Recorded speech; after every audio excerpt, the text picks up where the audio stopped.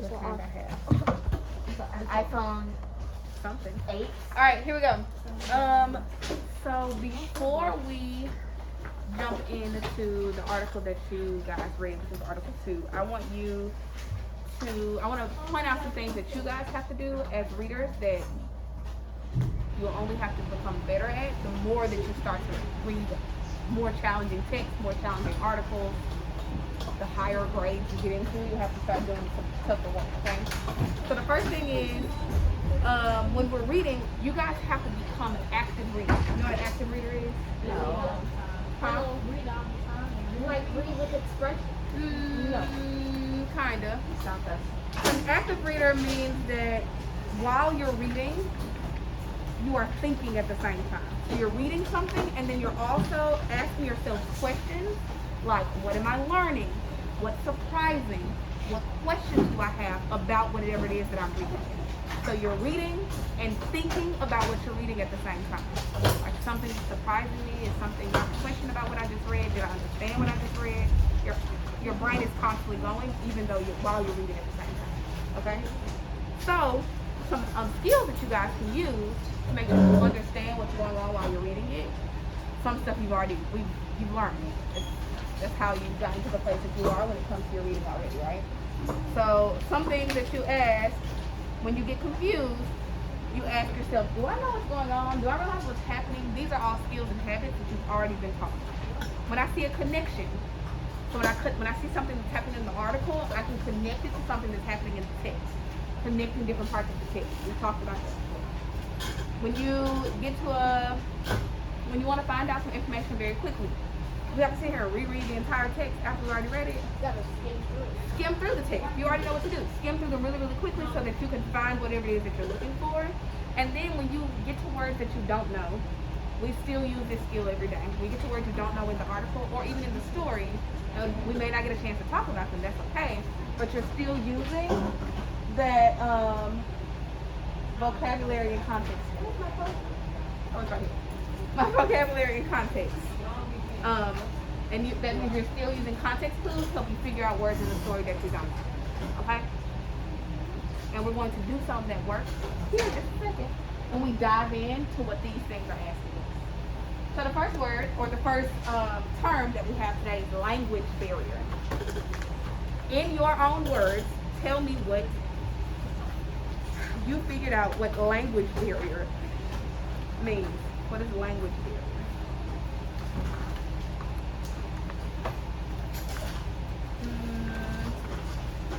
Adrian, go ahead.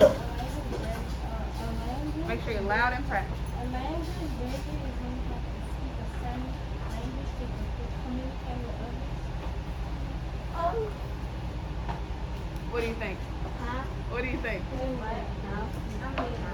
No. No. Okay, Tamaya, what are you thinking? Language barrier. A language barrier is immigrants migrate to a new country and not speak the language they live in. I agree. Okay. What about everybody else? What do you think, Jocelyn? Huh? What do you think? Jocelyn? Come on. A language barrier is when an immigrant comes to a new country and they can't speak their language. They have to speak the language. Okay, so what? What does that mean?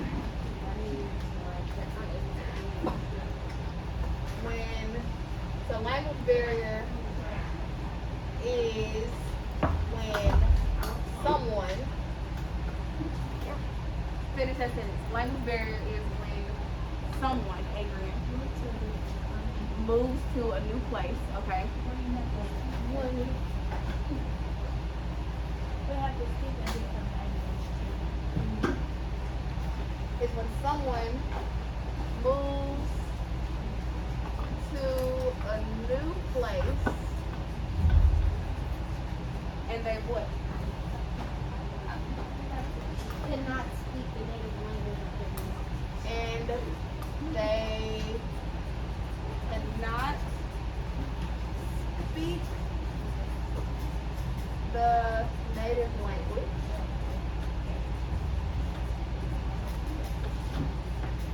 So which means that they can't what?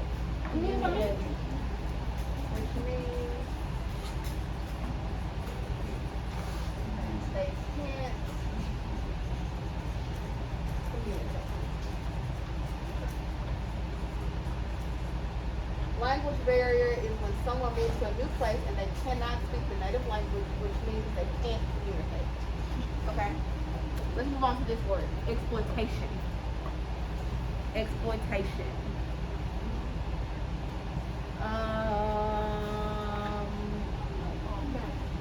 Go for it. Okay. When employers or other people take advantage of immigrants.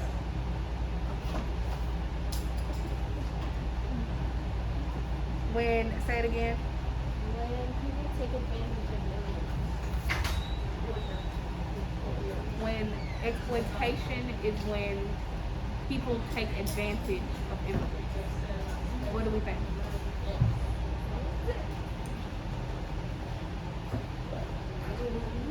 Thumbs up if you want it, or thumbs down. So exploitation is when. Does exploitation does this word only apply to immigrants? No. So tell me, let's try this again and take out the word immigrants. Try to explain it what exploitation other people could mean. When employees take advantage of rude people, It's not for employees. Okay, what you say loud. It's not only employees who take advantage. Okay, so what do you think? Employees. I think that it's when people take advantage of other people. What do we think? What evidence in the story in the article leads us to understand that exploitation is when people take advantage of other people?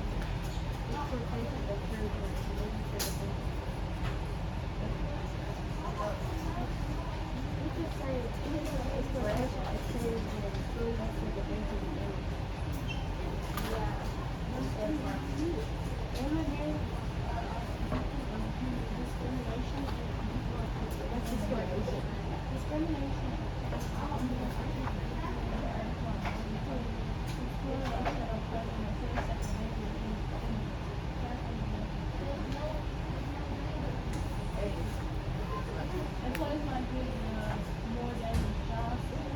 Employees may refuse to pay the immigrants and pull away.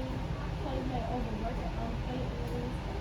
And pay immigrants less than people normally. Okay, so I think that we're off to a good start. I think exploitation is when people take advantage of other people, but there's some more that we can add to this definition to give us a stronger understanding of what exploitation is. What exploitation is when people take advantage of other people without what?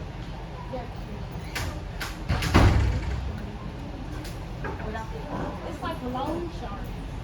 It's kind of like loan sharks. Why do you say that? Because loan sharks give things just like a house or anything, and then you have to pay them back, but double the amount. Not exactly, but they have to have interest. And they do it mostly to immigrants. Why? They do it mostly to immigrants. Because immigrants are desperate because they don't have very good jobs. Because the employers are greedy and unethical and they underpay people. Okay, so what can we add to this? Exploitation is when people take advantage of other people without what? Them money. Without them Knowing knowing. the rules. Without them knowing in some cases.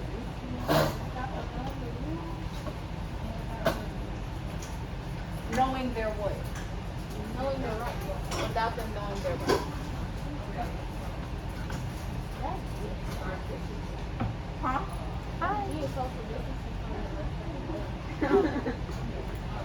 Without them knowing their rights. Alright, so let's start with surprises. What surprised you in this article? What surprised you from this article? Brianna.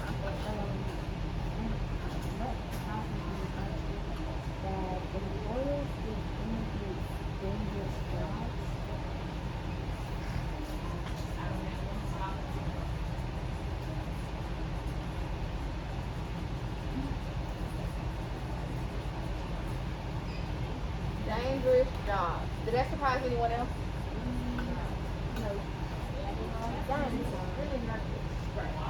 Okay. Adrian. Employers take advantage of immigrants. Did that surprise anybody else? No.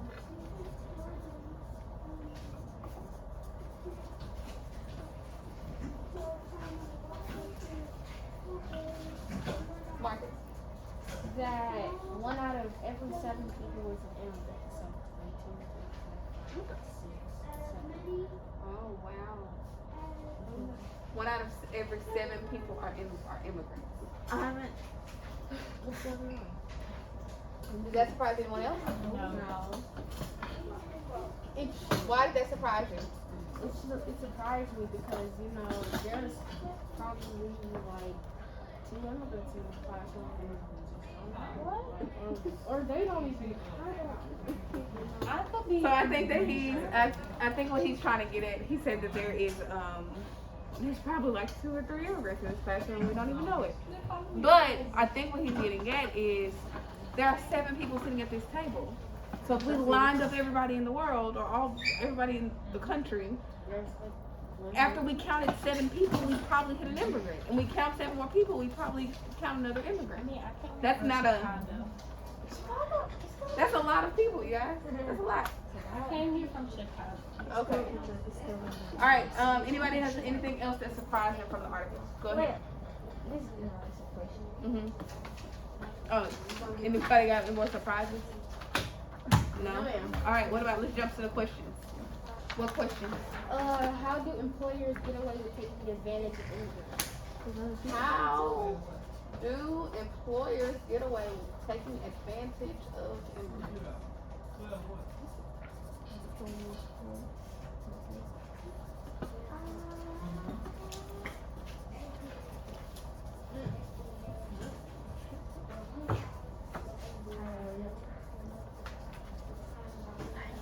Okay. Tamaya, go for it. How do immigrants have lack of job opportunities? Like most of them, I don't know. I'm trying to say, how do they get jobs if they don't speak the language? They have a lack of job opportunities because they don't speak the language. That's why some people don't. Google Translate.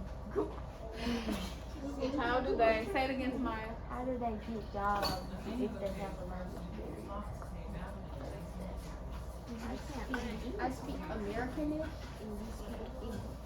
There's a difference. Right. Go ahead, Andrew. Okay, why isn't there laws for immigrants? Are there laws for immigrants? Yes. Do you know? What? So I guess a better question What are would be, the laws what of are the the laws for immigrants? Americanish and English. What? Americanish. So I'm trying to wait. So, all right, you know that while you are here, sometimes we have opportunities where I'm able to do a little research with you so that we can answer some of your questions. And sometimes we don't have those opportunities. But I have told you before that when you leave my table, it is not the end all of whatever it is that we discussed. You guys have technology at your fingertips.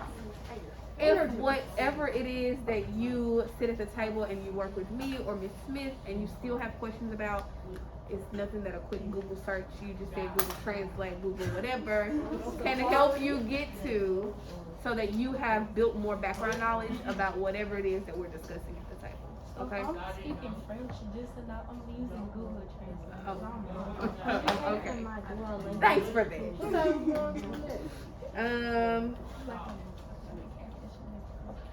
All right, so I'm going to let Miss.